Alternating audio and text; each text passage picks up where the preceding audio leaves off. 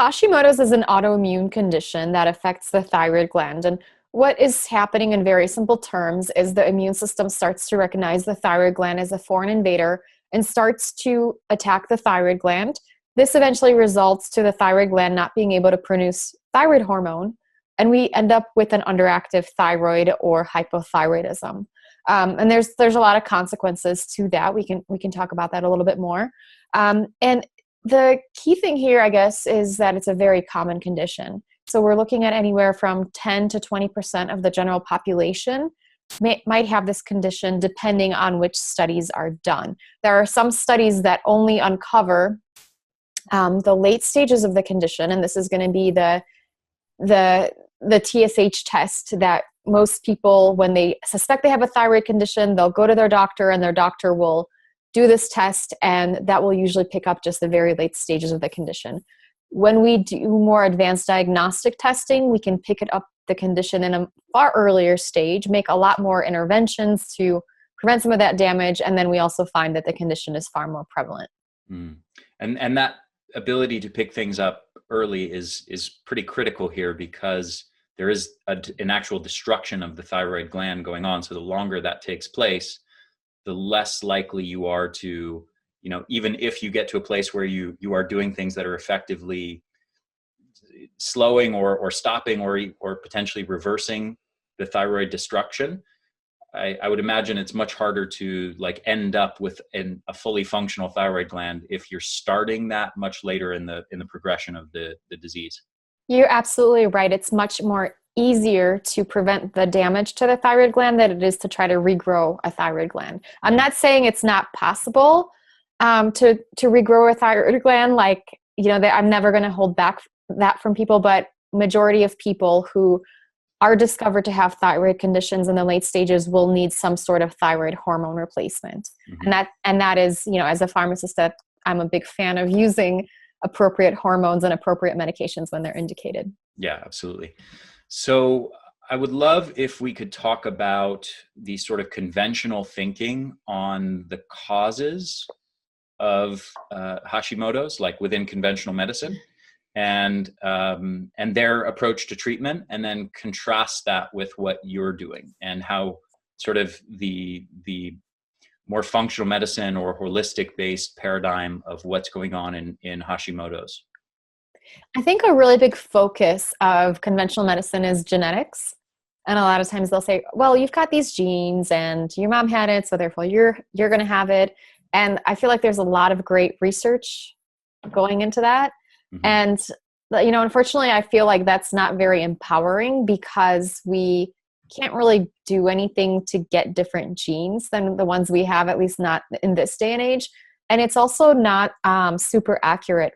Given the right types of conditions, we can actually see really, really high rates of Hashimoto's.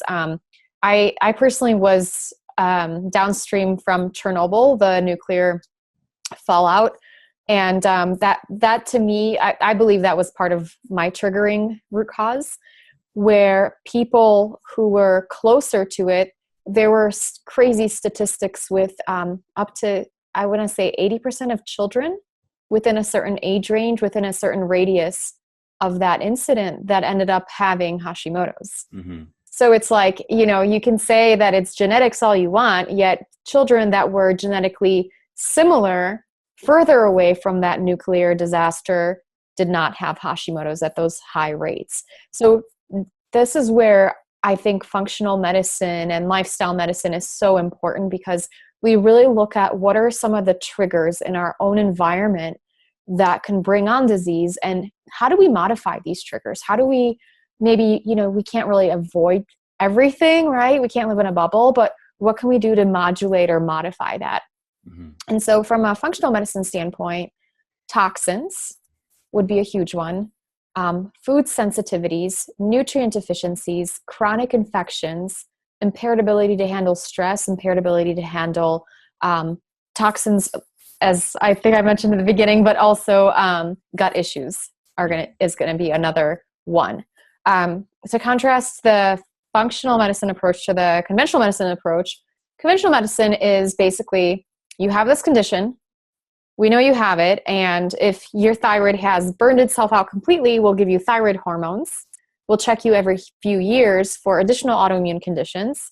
But that's kind of it, right? And if you have depression, if you have hair loss, if you have joint pain, we'll send you to the respective specialist. So for depression, you'll go to a psychiatrist. If you have, joint pain, maybe a rheumatologist, maybe a dermatologist for hair loss, whatnot. With functional medicine, our goal is to figure out what caused that condition and how do we modify it, right? So we're looking at using food as medicine. We're using nutrients, digestive enzymes. We're replenishing thyroid hormones and if appropriate, and just trying to figure out, is it an infection in your thyroid, or is it an infection somewhere else in your body that's causing you to be out of balance? If that's the case, great, let's get rid of it and help you feel your best, right? Yeah, absolutely. Within some of the evidence-based sort of skeptic circles, the people who think everything outside of conventional medicine is quackery and nonsense, there's a sort of idea that they have that anyone who mentions toxins or detoxing is a quack who doesn't understand any of the science. So I just, to ask you very directly, is there any evidence on any specific toxins and links to autoimmune conditions? And can you speak to that a bit? Yes, and just in full disclosure, I'm a trained pharmacist, so I came from a very skeptical standpoint. And everything that I talk about now, if you told me this 10 years ago, I would have been like, no way. And it's like, the more you research, the crazier you appear, right? Mm-hmm. But yeah, there are a ton of... I will say that there are some genuinely crazy people, though. There are genuinely crazy people out there. I hope that I'm not one of them yet. Yeah, maybe with more research I will be, right? Yeah, well, I'd say there's a category of genuinely crazy people. And then there's a category of really knowledgeable experts who appear to be crazy by many people in the sort of conventional circles. I will say coconut oil is great, but it'll not cure your thyroid. So there's stuff out there like, this one thing will cure your thyroid. That's not what I'm talking about. But yeah, there are various types of chemicals that have been connected. The halogenated, brominated chemicals are some of the biggest ones that have been implicated. I could really give you a lot of research and citations. I have, I think maybe 600 for my first book and maybe 200 for my second book that really detail various types of chemicals. And it goes as far as people who are, within a closer radius to factories of this sort are going to have higher rates, and people growing up of Hashimoto's, people growing up in, bigger cities have higher rates of Hashimoto's. Chernobyl, I guess, is the most well-studied one. Mm-hmm. And we know that people who were closer to that had the highest rates of thyroid cancer, as well as what they call, benign thyroid disease, which anybody with a autoimmune thyroid condition will not say it's benign. Mm-hmm. But yeah, so we have a lot of really clear research that can connect various toxins to Hashimoto's. Mercury is another one with people who have mercury fillings. I really could give you a long list of those, and I know you have be interesting books. I've read. Yeah, books. I mean, I'm fluoride and BPA and a whole bunch of things. I'm curious. Do you have any thoughts on is there research on sort of fluoridated drinking water and the incidence of Hashimoto's? There is some research with the incidence of thyroid disease. The last time I checked, it wasn't specific to Hashimoto's, but there was one interesting kind of study that was done in the UK. In the UK, they fluoridate some parts of the communities and other parts they don't. And they found that in the parts of the UK where the water was fluoridated, they presented with higher rates of Hashimoto's compared to the parts of the country where they did not. What's also interesting is like the higher levels of fluoridation in that community, the higher rates of thyroid disease. So definitely, I feel like it deserves a lot more research. So there are definitely some connections there. Another interesting one that we don't typically think of, and fluoride is one of those public health interventions that's meant to help us, right? Like yeah, we don't want people to have rotten teeth. Let's give them fluoride. Another wonderful intervention, or I'm being a little sarcastic, is iodine. We used to have the highest rates of thyroid disease due to iodine deficiency. And so public health officials began to add iodine to our salt supply. Now, this was great for ending the high levels of iodine deficiency hypothyroidism, but unfortunately it was recognized that iodine is a narrow therapeutic index nutrient. So some people were getting too much of it, and that was causing thyroid disease as well. So, you know, in my book, Hashimoto's Protocol, I have a whole chapter, and it's actually the very first chapter. It just talks about liver support and some of the different types of toxins that have been connected to thyroid disease. And like I said, we can't really live in a bubble. And so I do love your work when you talk more about resilience. And it's like, how do you make your body more resilient and try to, you know, of course we can try to avoid some of the toxins, but also how do we help our bodies get rid of them better? Let's talk thyroid conditions. For sure. First of all, you know, some of the symptoms that go along with thyroid conditions can be kind of vague, and they can, you know, maybe certain people might have fatigue, they might have weight gain or hair loss or things like that. And how does one know when they have a thyroid condition, or how do you know when someone has a thyroid condition? You know, awesome question. And the symptoms are really nebulous, right? If you look at some lists that are put out about all the possible thyroid symptoms, everyone every day at any moment would be suspecting it, because any symptom can be relevant. So back in 95, there was a study called the Colorado Thyroid Prevalence Study. And they had a public health fair. They had about 20,000 people come through this. And they gave them pretty detailed symptom questionnaires. And they also gave them thyroid blood tests. Now, in a perfect world, they would have used more stringent parameters for how they looked at the results. But nonetheless, they partitioned people into having normal thyroid status, overactive, and underactive. And then the exciting part was they looked back afterwards and looked at the surveys of those corresponding people, and they saw which symptoms were the most predictive, both in terms of positive predictive value and also negative predictive value. You know, which symptoms pointed towards having a thyroid problem and which symptoms in their absence pointed away from that problem. And from that, there were some really nuanced things I learned about symptoms. So one of which was that there's about 11 big symptoms that are somewhat predictive. And I probably won't get them all right, but it's really all around. Hoarseness was a big part, changes of hoarseness, swallowing, speech. Yes, fatigue was a factor, weight changes, hair changes, also cold intolerance, some of the muscle pain, which showed up quite a bit. And many of these symptoms were put both in terms of, like, for example, hoarseness, but also more hoarseness. So there was a sense of like a static symptom, but also of a more dynamic nature. So some nuanced things I got from that, one of which was that people with thyroid issues, there's really no good exclusionary symptoms. There's no symptoms that had a strong negative predictive value, none that were above like 30%. So I've seen many people look at a list of thyroid symptoms and say, well, but I'm not gaining weight, that can't be me. Well, no, it still could be, because many are not having that particular symptom. So I almost imagine like there's this deck of, say, a dozen cards, and the deck gets shuffled and someone gets passed out typically 2 to 4 cards. So that was the real mean number of symptoms, was 2 to 4 was most typical. It was not common to have many more, and it was not common to have many fewer. So you get a couple symptoms, and they're a completely different set of symptoms from person to person. But yeah, and then the other big thing was that the changed dynamic symptoms had more of a positive predictive value. So when someone says, hey, I've really been crashed in my energy, I'm gaining weight for no clear reason. And then the next question is, well, how long has it been going on? Well, I guess I always struggle with that. A little less suspicious. But that same person, oh yeah, like last January, went to hell in a handbasket, it all switched right around then. That's really suspicious. So when there's a definite time frame, there's a clear progression or shift in symptoms, that's more likely as well. Interesting. Someone suspects Hashimoto's and they get a diagnosis. Now, what happens in a parallel scenario very commonly is someone suspects Hashimoto's and they're told they do not have it. So they go to a doctor, and the scenario is that they think they've got a thyroid problem, and maybe their levels of thyroid function are reasonable, perhaps not great, but they're reasonable, and there's no blood markers of Hashimoto's. There's no measurable thyroid antibodies. So there's thyroid peroxidase and thyroid globulin antibodies that are measured for.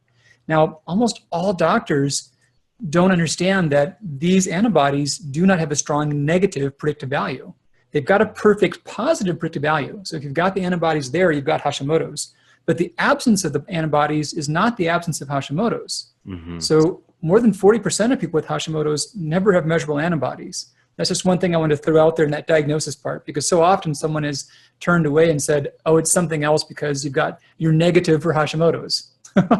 Right. Yeah. And that's interesting because there's this category of hypothyroidism that, I know that there's such a thing as non-Hashimoto's hypothyroidism, but from my understanding, it seems like a lot of people who are being told they have hypothyroidism but don't have Hashimoto's actually do have Hashimoto's. Yep. In almost all cases, it's just not a thorough diagnosis. So right. Hashimoto's, in medicine, we've got different categories of diagnosis. We've got syndromes, which are probably the worst. That's like a constellation of symptoms that cluster together. And then we have diagnosis of empirical findings. So you break your leg and here's the picture on the x-ray, And then other diagnoses are actually histologic diagnosis. So to be really precise, Hashimoto's is a tissue analysis, a histologic diagnosis. Mm-hmm. So the only rule out is to remove someone's thyroid and do a thorough analysis of multiple points of that under a microscope. That's the only definitive rule out. To remove the whole thyroid or to do a biopsy? A biopsy is not a definitive rule out because the biopsy you're looking at basically 10 square meters of America from a satellite. And you could say America's one big parking lot. Well, parts of it are, but not all of it. Yeah. So biopsies have positive meaningful value, but they don't have strong negative meaningful value. You can't rule things out. So it's only by full analysis. That full analysis of the histological examination sounds like a test that I hope I never get. It's not a test that we ever do, you're right. So it's really a presumed clinical diagnosis. And someone who's hypothyroid, in the absence of another explanation, we assume that's Hashimoto's. Now, there are some scenarios of other explanations. So someone that had a thyroidectomy for cancer removal, in many cases, they also had Hashimoto's, but nonetheless, that could be a reason for it. Or there are those who are on lithium, mostly for bipolar disorder, that can suppress the thyroid. There's those who have had past treatment for hyperthyroidism, and they've had their thyroid radioactively ablated. Or there are those who had radiation treatments to the neck, more so historical. It's crazy, but that was like a common thing for sore throats back in the 50s. You get your neck irradiated. Yeah. And some of those people became hypothyroid. But apart from, honestly, not much more than those few criteria, it's Hashimoto's. Okay, so is there, I guess let's talk about reference ranges now, because part of the testing for thyroid conditions is this very black and white sort of, in terms of the way that most physicians would analyze the numbers on the thyroid hormone tests. It's very black and white in how they interpret it. It's like, are you within the reference range, either at, the very bottom or the middle or the very top? Yeah. And then regardless of where you are, you're told, nothing's wrong. And then as soon as you go just a tiny bit outside of that, below the reference range, all of a sudden something's wrong. So can you talk a little bit about, what's normal versus what's optimal as far as those reference ranges? For sure. And this is an area to where, I don't know, it's a big illustration of, and I first reached, I was a stalker of you before we first met. So you have the same thing. I really respect you about following the truth, looking at research, not getting caught up in fads. That's why I said it's a bromance. And, and now I'm fortunate that we're actually friends and I can talk to you on the phone and bounce ideas off you and things like that and get your opinion and your insights. So the only bad thing about being so fervent to sticking away from fads is that a lot of times it's just you and me and the truth all by ourselves. There's not always a lot of company. So, I know exactly what you mean. So here's a case where I part company with the conventional and the alternative sides. So the conventional side, you illustrated it pretty well. There's a few tests. There's a big barn door you've got to hit. If you hit the barn door, they call it good. Now the alternative side says you can ignore the tests because they're all junk. And neither of those are really that great. So the tests we think about as tests of the body asking the thyroid to work, and that's TSH, thyroid stimulating hormone. And there's the test of the thyroid hormone output, which is T3 and T4. Now, when you take people and you pull out everyone that has any inkling of thyroid problems, and you give them these same tests over and over again, an interesting thing emerges. So the free T3, free T4, the thyroid output, is actually about the same in that group as it is in the reference range. The alternative world says you've got to be high T3, high T4. Healthy people aren't. Healthy people have a big distribution of those hormones. But the TSH is different. So the TSH is a backwards marker. So since it's your pituitary telling your thyroid to work, when the gland is underactive, it gets yelled at and the TSH goes higher. And if it's overactive, your pituitary is like, whoa, I'm not going to ask you to do anything. You're out of control. And it goes lower. So it's inversely related. Now, healthy people have in the normal range, but on the bottom end of the normal range compared to normal levels. So in terms of absolute numbers, most labs say that 0.4 to 4.5 or 5.5, that's what they call the normal range. But healthy people, they don't run lower than 0.4. They also don't run higher than about 1.9 ever. And most scores are really close to about 0.99 in healthy people. So they're that bottom end of the normal range for the TSH. Yeah, and what's the high end of the range? Doesn't it go up to like 7.5 on a lot of tests? It does vary from lab to lab, you're right. So in my region, I see 4.5 most commonly. Many say 5.5, some say higher than that. When I started practicing, 12 was standard. You could be up to 12 and most would say, oh, you're something else, you're fine, you're just belly aching about this. Yeah, that's quite a range, huh? From 0.4 to 7 or 12. Yeah. So can you tell me a little about how common Hashimoto's is? And is there a distinction between, hypothyroidism? Sometimes you hear people say hypothyroidism. Sometimes it's Hashimoto's hypothyroidism. So is there a difference between these two things? What's the deal there? It's kind of a common question I get, and I tell them, they ask what I do, and then I say I'm a pharmacist, and they say which Walgreens do you work at? And I say I don't work at a Walgreens, and I have to get back into that. I help people with Hashimoto's recover their health, and I'm an author, and I write books on the subject. And they're like, that's so nice that you've taken on this mission of a very rare disorder. You must have like 5 clients and 10 readers, right? And then I start talking about thyroid hormones and how many people take them in the United States. So thyroid medications were the #1 prescribed drug over the last 3 years. 2 of the last 3 years. I think they got beat out by Vicodin last year. And they are given to people who have an underactive thyroid, right? 97% of the time, people who have an underactive thyroid, their thyroid became underactive because of Hashimoto's. So Hashimoto's is an autoimmune condition that impacts the thyroid gland. So what's happening is the immune system starts to recognize the thyroid gland as a foreign invader and begins to launch an attack. Over time, the person will have a destruction of their thyroid tissue to the point where they will become hypothyroid, where their own thyroid gland won't be able to make enough thyroid hormone unless they take external thyroid hormone. Now, the thing about Hashimoto's is that it's a multi-stage process. So there's 5 stages to it. Most people don't get diagnosed until stage 4, when their thyroid gland has been destroyed to the point where 90% of it is gone and they just need to be on hormones. Scary thing is stage 5 is when we start progressing into other types of autoimmune conditions. And thyroid hormones don't do anything to stop that progression. And so if we could back up, if we could go to stage 2, which is the first clinical stage where we start having an infiltration of the immune cells into the thyroid gland, and we can also find this through thyroid antibody testing. That's the stage when people start having symptoms. That's when the immune system imbalance happens. And if we could find a person in that stage, we can prevent a decade, sometimes 20 years of suffering, and we can prevent the need for thyroid hormones. And going back to your question, how common is it? So using more advanced diagnostic methods, we're looking at 27% of our population within the United States that has Hashimoto's. And the more advanced testing will uncover it. If you just do the TSH test, which will find thyroid disorders at stage 4, you're going to miss it. Wow, 27% of the entire population in the US? Yes, and women are more commonly affected. So for every man affected, there's 5 to 8 women. Wow. That's crazy. I had no idea it was that common. It's very common when you use more advanced diagnostic methods. So the TSH test, that's not going to be abnormal until likely stage 4 of Hashimoto's. And it takes anywhere from, like I said, 10 to 20 years to get between stage 2 and 4. And in stage 2 is when we start seeing thyroid antibody tests. And these are thyroid peroxidase antibodies, TPO, and thyroglobulin antibodies, TG. And I always recommend that a person get a blood test for those, because those will indicate that the immune system has started to recognize the thyroid as a foreign invader.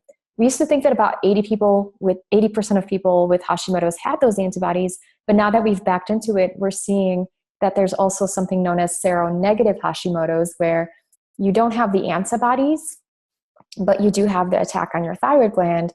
And a lot of times you could see this on a thyroid ultrasound. Now, one of the reasons could be because there's a dozen of different potential antibodies you could have in Hashimoto's, but realistically, clinically, we're only testing for 2 or 3 of them, when there's probably 12 that have been discovered and probably 100 other types of ones. There's different parts of the thyroid that could be attacked. And then another thing is, when they studied the thyroid tissue of people with thyroid nodules and looked at it under a microscope, they found that a significant amount of those people actually had Hashimoto's too. So when you look under a microscope, it's like beyond the ultrasound, you could still find additional cases. Wow, that's crazy. So you mentioned that there's advanced testing. So what's kind of the standard testing, and how does that differ from the advanced testing that you're talking about? So the standard testing, as you know, is the thyroid stimulating hormone test. And this is the test that most people will get when they come to their doctor and say, hey, I have all of these symptoms. I'm tired. I'm having trouble losing weight. And they'll say, well, let's test your thyroid. And unless you're going to our friend, Dr. Alan Christianson, they will only do one test. And then they'll say, your thyroid was normal. Now, the challenge with that is, of course, we know that TSH is going to be the last thing that is going to be affected. And so that's going to miss it. And the other thing is here that when scientists first determined the reference range of the TSH, they had people within the pool of healthy blood that actually had thyroid disease. So we ended up with this really lax reference range. And people who had a TSH of 8 were getting told that it was normal, where for a woman of childbearing age, you want to be between 0.5 and 2. And most women really feel best when they're in that level. I personally feel best when my TSH is at a 1. When it was at a 4.5, I was a sloth, and I was told that my thyroid was normal, right? Right. Yeah, the reference range is huge. What is it? It's like 0.5 to 4.5 for most people. You know, yeah, I mean, there's slightly different reference ranges depending on different doctors, but I think it's somewhere around there, right? It depends on the lab. And so, you know, when I was complaining about my symptoms every year, the reference range was pretty lax. So I have one lab test that I think it was up to 8. And I was testing at 4.5 and 5, and they said that's fine. Now, recent labs are more closer to 4.5. The Endocrinologist Association would like to see it at 3.5. I'd like to see it no higher than 2. So for anybody that gets those tests, get your own copy, and, you know, do your own cross-checking. Yeah. So you're saying if something is, you know, the standard test is just TSH. They're not testing any of these other, you know, antibodies or some of the other aspects of thyroid hormone. But you're saying if it's showing up as above normal TSH, then it's already like well into the progression of the disease. Is that correct?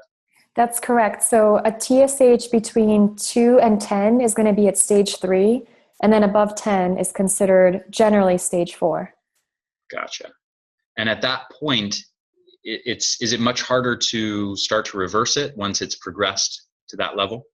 Right. It's going to be harder to reverse it when it's more progressive. When you think about what's happening in Hashimoto's, we have this damage on the thyroid gland, and we can stop it, but the damage, it's so much easier to prevent destruction of an organ than it is to regrow the tissue. But we do have some ways to do that. Interesting. Maybe we can get into that a little bit later. I want to step back a little bit because we're talking about some of these advanced diagnostic tests, but beyond actually getting these tests, is there a way through symptoms that someone could start to maybe suspect that they might have hypothyroidism? Oh, definitely. The only word of caution here is that the symptoms can be very nonspecific.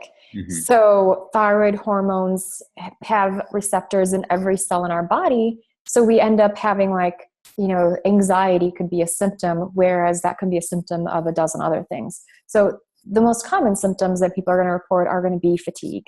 So number one is I'm tired.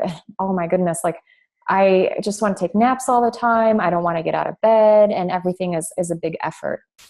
The other big symptom is going to be weight gain or an inability to lose weight. When I was first diagnosed, didn't change anything, didn't change my diet, didn't change my workout schedule, sleep schedule, nothing changed. And all of a sudden all my sweatpants were getting really tight. I was like, how is this happening? Why can't I not put on my sweatpants? And that's pretty common for women, is they'll just find that the weight starts creeping up. It just creeps up until all of a sudden they're like, oh my goodness, I'm eating like a bird and I'm looking at the scale and it's like, it's not working. I'm just putting on more and more weight. And then the other big struggle that I personally had, and I know a lot of women have had in a greater, much more devastating way than I have, is effects on the brain. So I had brain fog where I couldn't remember things. My husband used to like tease me. He'd be like, oh, we know how your memory is. And I was like, no, I'm like sharp and smart, but that was like the old me. And then the other thing is depression or apathy, where a person is going to just feel, oh, like, I don't really care.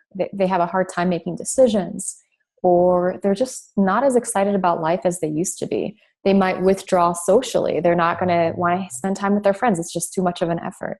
Mm-hmm. And then we also have seen, I had this personally, anxiety and panic attacks. I have had some clients, unfortunately, who had misdiagnoses of bipolar disorder. And I've even had some clients who were hospitalized with like psychotic disorder and misdiagnosed, because the difference between like Hashimoto's and hypothyroidism, which we touched on a bit, is if you just, let's say you just removed your thyroid gland and that's it, you didn't have a thyroid anymore, you would just go directly into like the sluggish symptoms. You'd be putting on weight, you would be losing hair, you'd be tired, you'd be just basically sluggish. With Hashimoto's, you actually end up with symptoms from the Graves spectrum or the hyperactive spectrum as well. So irritability, palpitations, being aggressive, being anxious. Some people may lose weight. These are going to be present as well, because as the thyroid gland is under attack by the immune system, we start breaking down our own tissue that contains thyroid hormone, and this kind of gets dumped into the blood. And so you've got like this, woo, holy cow, I've got like all this extra thyroid hormone, and then that gets cleared out. And for me, that presented as like panic attacks, where I was, my husband used to run ultra marathons, and he would go out running, and it was, he'd be like, I'll be back in an hour. And then I would be like watching my clock. It was an hour and 5 minutes. And he would say he wouldn't be back. And so I'd call like the hospitals in the area. I'd call the non-emergency police number and ask if there had been any accidents, if any runners had collapsed from a heart attack, if any runners had been hit by a car. And then when they were like, no, there was nothing like that, I'd be like, oh, he must have met another woman and ran off with her.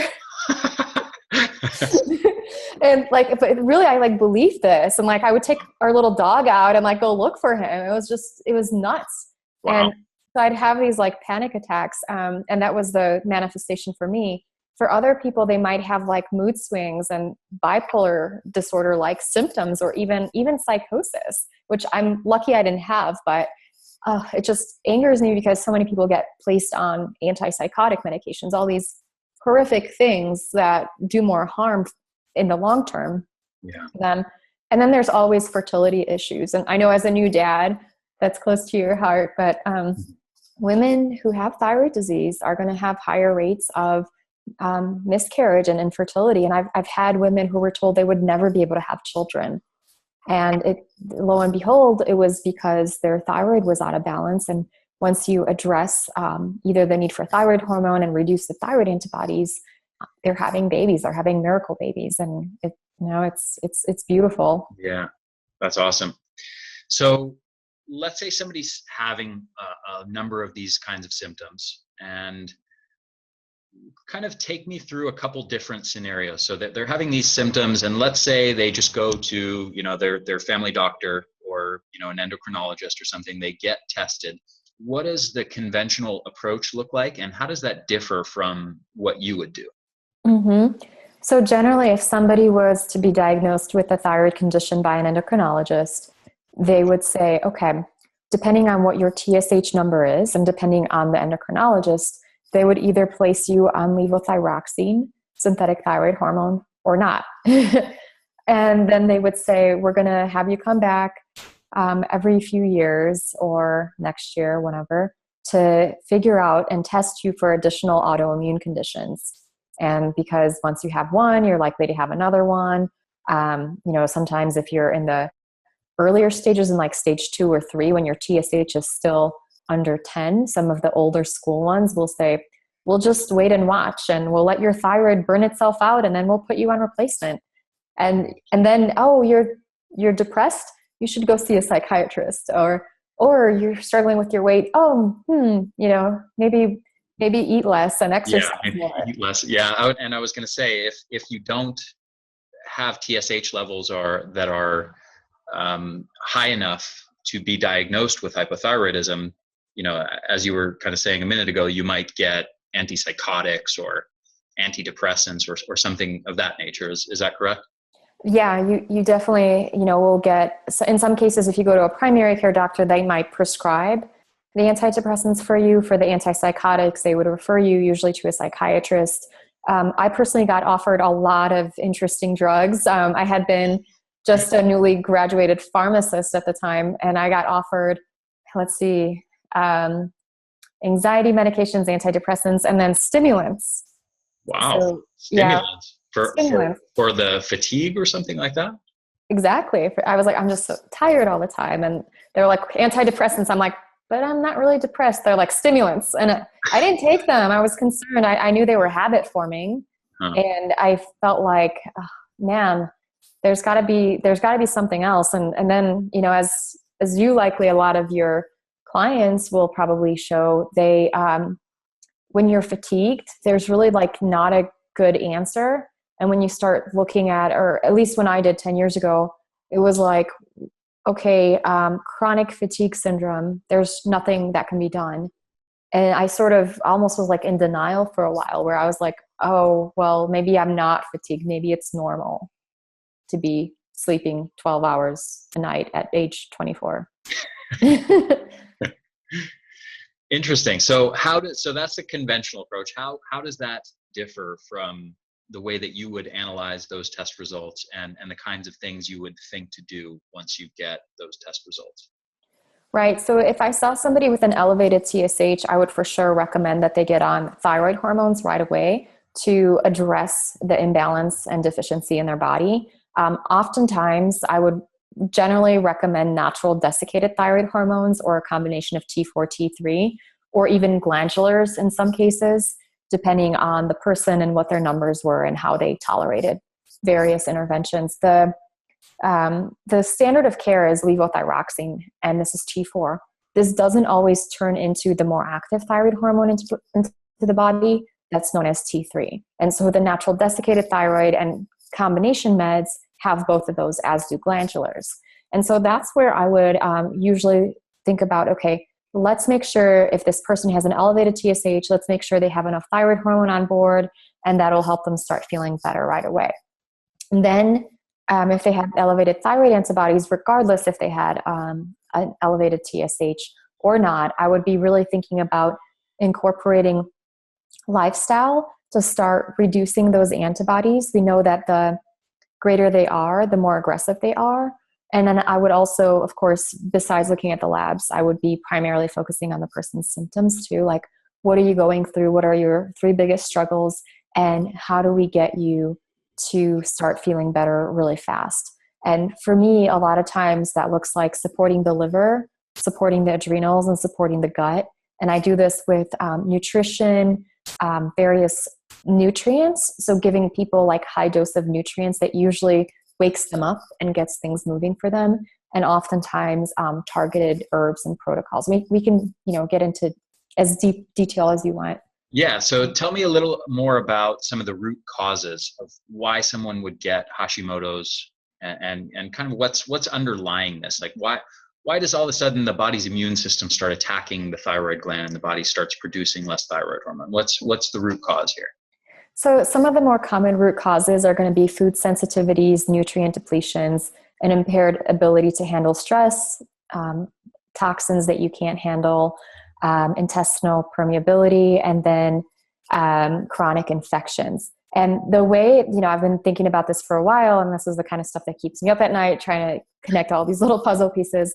And I thought about it, why do more women have thyroid disease? And, when does it happen? And why do these different things trigger it? And why do these different things cause it?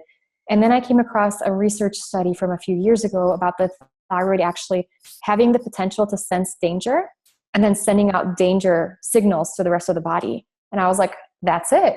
The thyroid gland, it's a butterfly-shaped gland, but it's really the canary in our coal mine that is responding to the toxins in our environment before everybody else does to give us a signal. By the way, if it was shaped like a canary, somebody would have had this realization a lot sooner than you.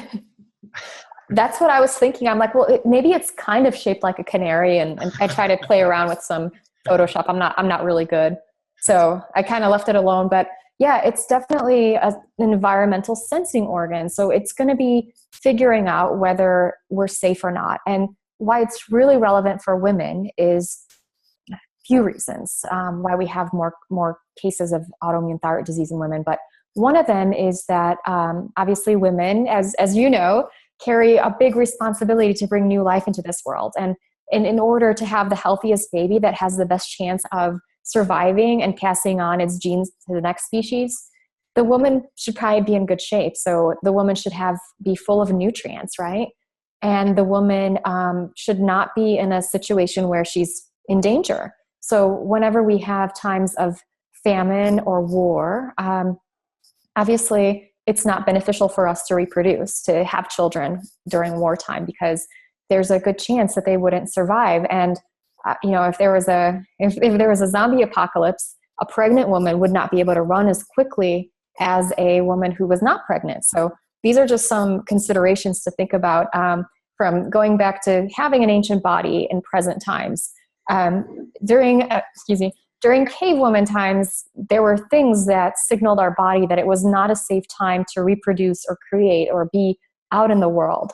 And this was generally when there wasn't enough food around, when there were toxins around us, when we were infected, and when perhaps there was some danger. And so we sense this. Now, the way this is translated into modern days is we see women who have had a history of sexual abuse, women who are in abusive relationships, battered woman syndrome. These women have alterations in their thyroid hormone profiles. They're more likely to have autoimmune disease. They're more likely to have thyroid antibodies. They're more likely to have fibromyalgia. And that makes sense. It's like, okay, this is going to be a signal that this is not a good time to reproduce, and I need to survive.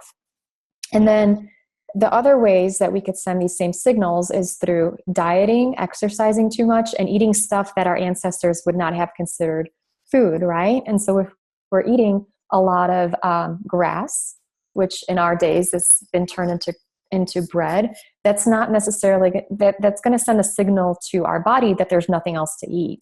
And same with processed foods. We become nutrient depleted. Then our body's saying, oh, you poor thing, you must be really hungry. I'm going to help you out. I'm going to help you slow down the metabolism and hold on to these things for you. And then when you're not sleeping, if you're not sleeping in modern days, it's like coffee and deadlines and, whatever, you've got work to do.